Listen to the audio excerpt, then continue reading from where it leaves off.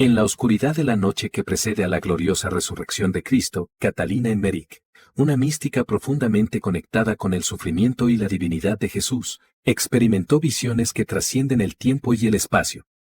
A través de sus ojos espirituales, somos transportados a ese momento sagrado, en el que el mundo entero parecía contener la respiración en la esperanza de lo imposible. La noche anterior a la resurrección no fue solo un silencio sepulcral, sino un mar de angustia y esperanza que invadió los corazones de aquellos que amaban a Cristo. En sus visiones, la batalla espiritual librada en ese espacio de muerte y sacrificio se hizo tangible, mostrándonos el profundo misterio del sacrificio divino y la victoria que surgiría del sacrificio más grande jamás conocido. Cuando se acabó el sábado, Juan llegó con las santas mujeres, lloró con ellas y las consoló. Se fue poco después, entonces Pedro y Santiago el menor, acudieron a verlas con la misma intención, pero estuvieron poco tiempo con ellas. Mientras la Virgen Santísima oraba interiormente, llena de un ardiente deseo de ver a Jesús, un ángel se le apareció para decirle que fuera a la pequeña puerta de Nicodemo, porque el Señor estaba cerca. El corazón de María se inundó de gozo, se envolvió en su manto y dejó a las santas mujeres sin decir a nadie nada, la vi apresurarse hacia la pequeña puerta de la ciudad por donde había entrado, junto a sus compañeras, al volver del sepulcro. Podían ser las 9 de la noche, la Virgen se acercaba a pasos precipitados hacia la puerta cuando la observé detenerse en un sitio solitario, miró hacia lo alto de la muralla de la ciudad, y de allí, el alma del Salvador resplandeciente descendió hasta María, acompañada de una multitud de almas de patriarcas. Jesús, volviéndose hacia ellos y señalando a la Virgen, dijo, María, mi madre, pareció que la abrazaba y luego desapareció.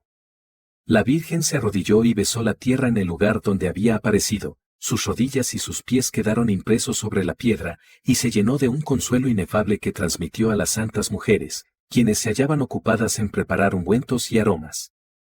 No les contó lo que había visto, pero sus fuerzas se habían renovado, consoló a las otras y las fortaleció en la fe.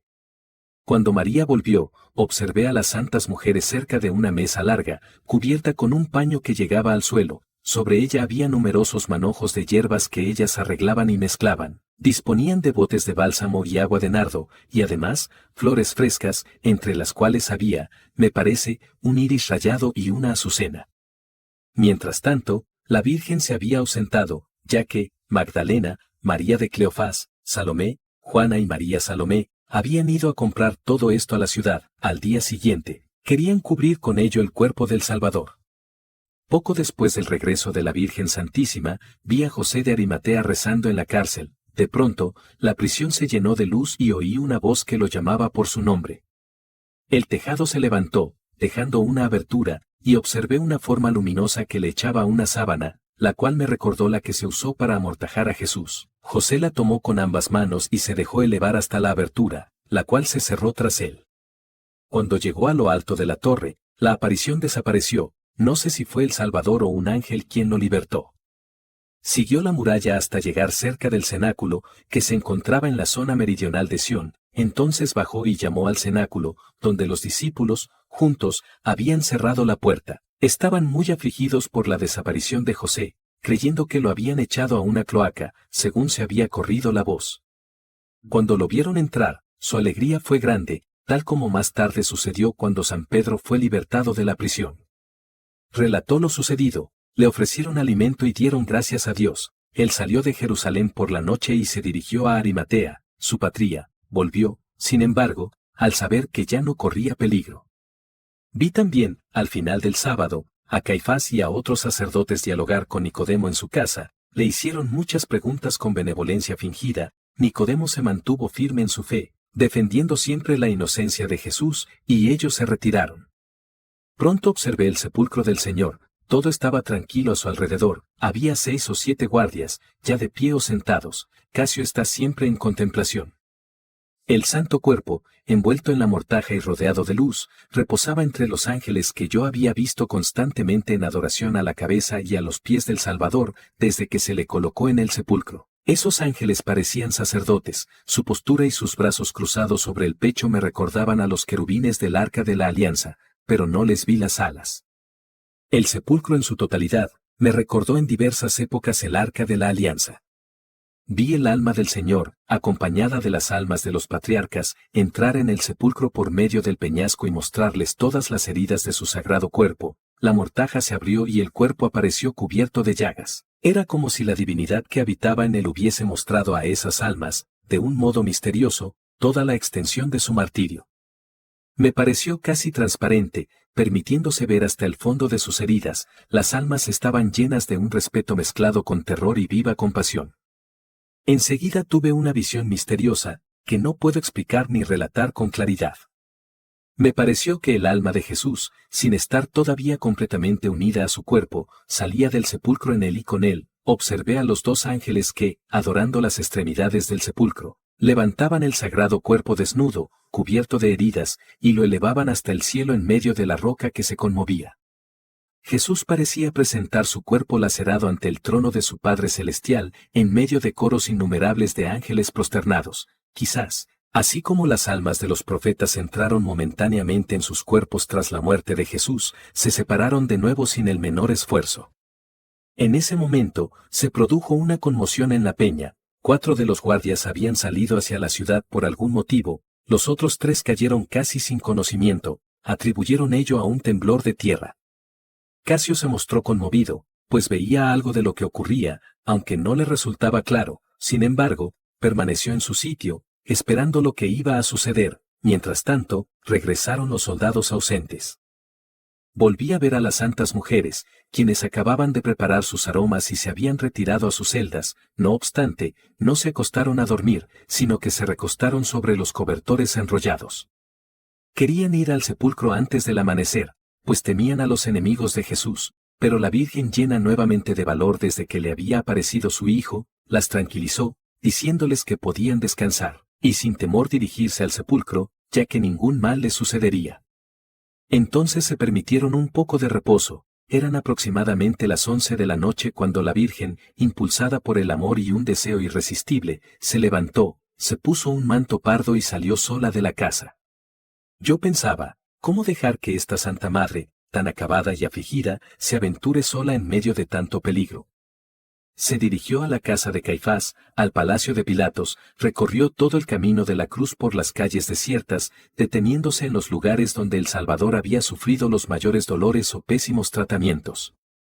Parecía buscar un objeto perdido, con frecuencia se prosternaba en el suelo, tocaba las piedras o las besaba, como si en ellas hubiese quedado la sangre del Salvador. Estaba llena de un amor inefable, y todos los lugares santificados se le aparecían luminosos. Yo la acompañé durante todo el trayecto y sentí, en la medida de mis fuerzas, todo lo que ella experimentaba. Así continuó hasta el Calvario, y conforme se acercaba, de pronto se detuvo. Vi a Jesús, con su sagrado cuerpo, aparecer ante la Virgen, precedido de un ángel, flanqueado a ambos lados por los 2 ángeles del sepulcro y seguido de una multitud de almas libertadas. El cuerpo de Jesús resplandecía, yo no percibía en él ningún movimiento, pero de él emanó una voz que anunció a su madre lo que había hecho en el limbo y le dijo que iba a resucitar y a acudir a ella con su cuerpo transfigurado, por lo que debía esperarlo cerca de la piedra donde había caído en el Calvario. La aparición se dirigió hacia el lado de la ciudad, y la Virgen se arrodilló en el lugar que le había sido asignado. Podía ser medianoche, ya que había transitado mucho tiempo por el camino de la cruz. Vi al Salvador escoltado por su séquito celestial, seguir el mismo camino. Todo el suplicio de Jesús fue mostrado a las almas con todos sus detalles. Los ángeles recogían cada parte de su sustancia sagrada que le habían arrancado los verdugos y los instrumentos del suplicio. Posteriormente, me pareció que el cuerpo del Señor reposaba nuevamente en el sepulcro y que los ángeles le restituían, de un modo misterioso, todo lo que le habían arrebatado. Lo vi otra vez resplandeciente en su mortaja, con 2 ángeles en adoración a la cabeza y a los pies. No puedo expresar cómo ocurrió todo aquello, pues nuestra razón no lo alcanza. Además, lo que me resulta claro e inteligible al verlo se vuelve oscuro cuando intento expresarlo con palabras. Cuando el cielo comenzó a relucir al oriente, vi a Magdalena, a María, hija de Cleofás, a Juana Chuza y a Salomé salir del cenáculo envueltas en sus mantos. Llevaban aromas, y una de ellas portaba una luz encendida, oculta debajo de sus vestidos. Las observé dirigirse tímidamente hacia la puerta de José de Arimatea. Vi una gloria resplandeciente entre 2 ángeles vestidos de guerreros. Era el alma de Jesús, la que penetrando por la roca, vino a unirse con su cuerpo santísimo. Vi sus miembros moverse y el cuerpo del Señor, unido con su alma y su divinidad, salir de su mortaja, radiante de luz. Me pareció que en el mismo instante, una forma monstruosa surgió de la tierra, de debajo de la peña, tenía cola de serpiente y cabeza de dragón que se erguía contra Jesús. Me parece que además, poseía rostro humano, observé en la mano del Salvador resucitado una bandera flotante. Pisó la cabeza del dragón y asestó 3 golpes en su cola con su palo. Después, el monstruo desapareció. He visto con frecuencia esta visión en la resurrección y también una serpiente similar, que parecía emboscada, en la concepción de Jesús. Me recordó a la serpiente del paraíso, aunque era aún más horrorosa.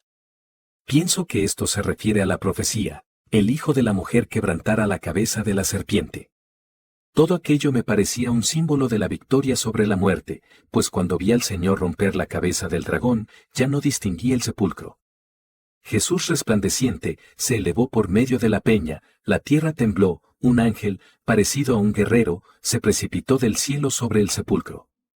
Los soldados cayeron como muertos y yacían en el suelo sin dar señales de vida. Casio, al ver la luz brillar en el sepulcro, se acercó, tocó los lienzos por sí mismo y se retiró con la intención de anunciar a Pilatos lo sucedido. Sin embargo, esperó un poco, pues había sentido el terremoto y visto al ángel echar la piedra a un lado, dejando el sepulcro vacío, mas no llegó a ver a Jesús.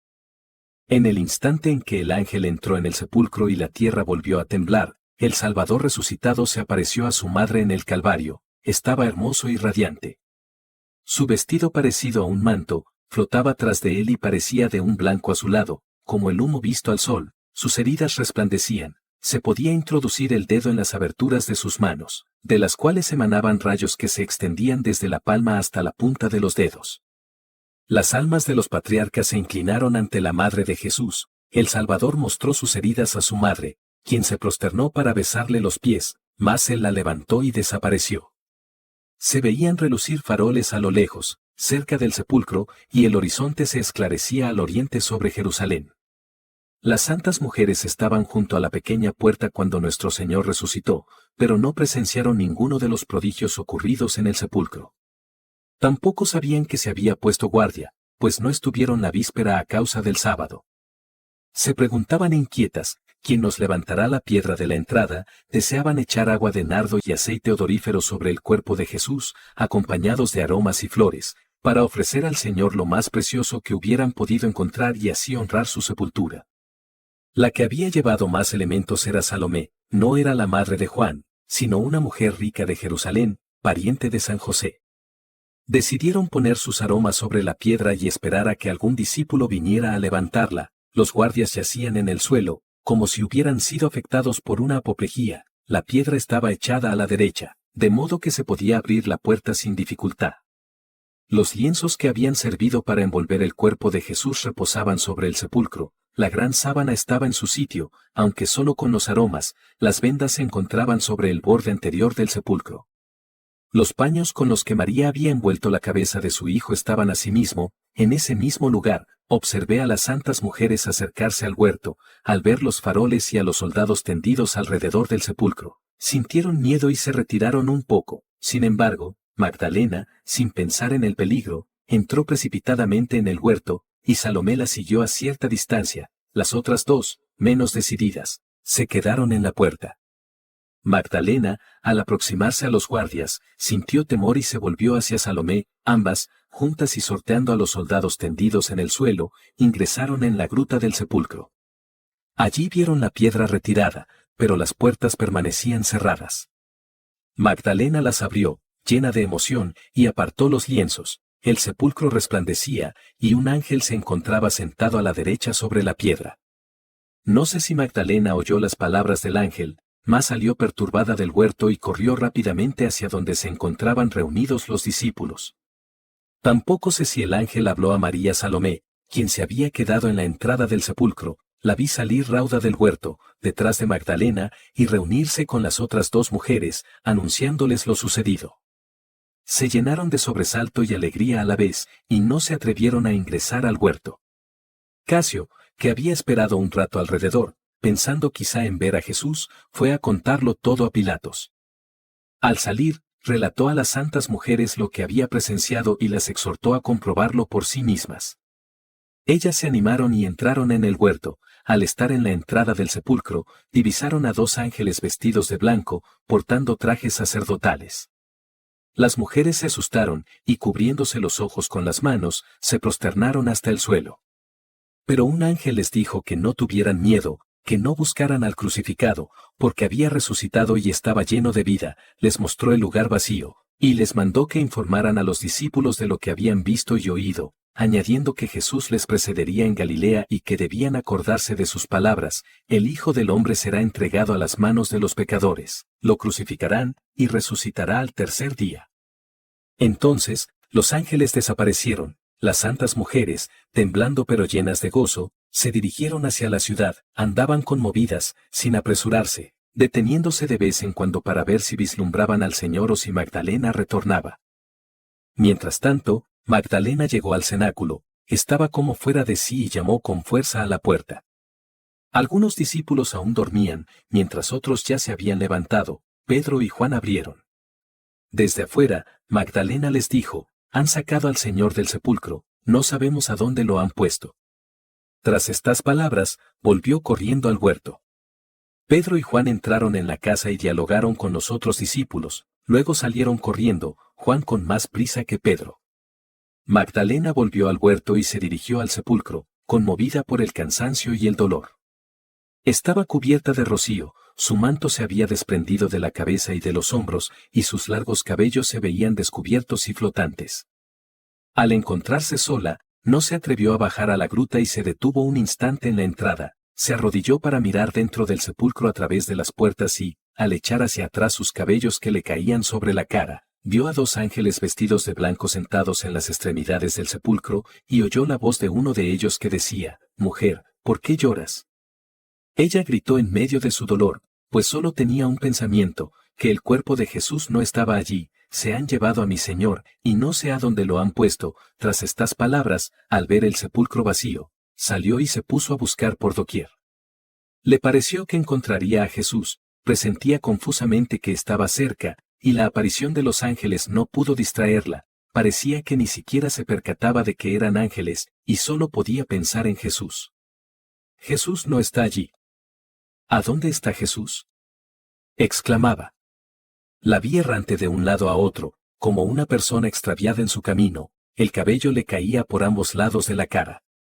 En una ocasión, tomó todo su cabello con las manos y luego lo partió en 2, echándolo hacia atrás. Al mirar a su alrededor, vio a unos 10 pasos del sepulcro, en el oriente, en el sitio por donde el huerto sube en dirección a la ciudad, aparecer una figura vestida de blanco entre los arbustos, a la luz del crepúsculo, y corriendo desde ese lugar, oyó estas palabras: mujer, ¿por qué lloras? Ella creyó que se trataba del hortelano, y, en efecto, quien le hablaba tenía en la mano una azada y, sobre su cabeza, un sombrero ancho que parecía hecho de corteza de árbol.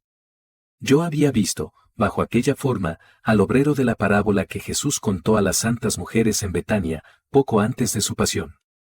No resplandecía con luz, pero se asemejaba a un hombre vestido de blanco, visto a la luz del crepúsculo. A esas palabras: ¿a quién buscas? Ella respondió: si tú lo has tomado, dime dónde está, y yo iré por él. Inmediatamente, se puso a mirar a su alrededor. Entonces, Jesús le habló con el tono habitual de su voz: María. Ella reconoció el acento y, olvidando la crucifixión, la muerte y la sepultura, le exclamó, como en otras ocasiones: Rabboni. Maestro. Se arrodilló y extendió los brazos a los pies de Jesús, mas el Salvador, deteniéndola, le dijo: no me toques, pues aún no he subido hacia mi Padre. Vete y di a mis hermanos que subo hacia mi Padre y el suyo, hacia mi Dios y el suyo, y luego desapareció. Supe por qué Jesús había dicho: no me toques, pero no lo recuerdo con total nitidez. Pienso que habló así a causa de la impetuosidad de Magdalena, demasiado absorta en el pensamiento de que seguía viviendo la misma vida de antes, y creía que todo estaba como antes. En cuanto a las palabras de Jesús: todavía no he subido hacia mi Padre, se me explicó que aún no se había presentado ante su Padre tras la resurrección, y que todavía no le había dado gracias por su victoria sobre la muerte y por la obra consumada de la redención. Era, en otras palabras, que las primicias de la alegría pertenecían a Dios, que ella debía, en primer lugar, volver en sí misma y dar gracias a Dios por el cumplimiento del misterio de la redención, pues había querido besar sus pies como antes, olvidándose de todo salvo de su amado, y dejando que la violencia de su amor opacase el milagro que tenía ante sus ojos. Magdalena, después de la resurrección del Señor, se levantó apresuradamente, y como si hubiera visto un sueño, corrió de nuevo al sepulcro. Allí encontró a los 2 ángeles, quienes le habían repetido lo que ya habían comunicado a las otras 2 mujeres acerca de la resurrección de Jesús. Entonces, segura del milagro y de lo que había presenciado, buscó a sus compañeras, hallándolas en el camino que conduce al Gólgota. Ellas andaban errantes, llenas de temor, a la espera del retorno de Magdalena y con vaga esperanza de encontrar a Jesús en algún lugar. Toda aquella escena duró apenas 2 minutos. Podían ser las 3:30 de la mañana cuando el Señor se le apareció, apenas salía del huerto cuando Juan entraba, y luego Pedro. Juan se plantó en la entrada del sepulcro, miró a través de la puerta entreabierta y vio el sepulcro vacío. Pedro llegó, bajó a la gruta, donde observó los lienzos doblados, tal como se ha dicho. Juan lo siguió y, a esa vista, creyó en la resurrección. Lo que Jesús les había dicho, lo que estaba escrito en las Escrituras, lo veían con claridad, aunque hasta entonces no lo habían comprendido. Pedro tomó los lienzos bajo su capa y ambos salieron corriendo. He visto el sepulcro junto a ellos y con Magdalena, y siempre he observado a los 2 ángeles sentados a la cabeza y a los pies. Durante todo el tiempo que Jesús estuvo en el sepulcro, me parece que Pedro no los vio. Más tarde, vi a Juan decir a los discípulos de Emaús que, mirando desde lo alto, había visto un ángel. Quizás el espanto que le causó aquella visión fue la razón por la que dejó pasar a Pedro, y tal vez no habló de ello en el Evangelio por humildad, por no revelar que había visto más que Pedro.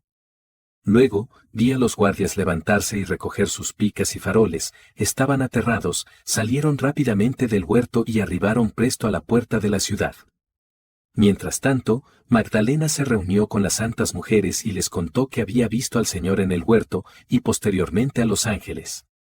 Sus compañeras le respondieron que ellas también habían visto a los ángeles. Entonces, Magdalena corrió hacia Jerusalén y las mujeres regresaron al huerto, con la esperanza, sin duda, de encontrar a los 2 apóstoles.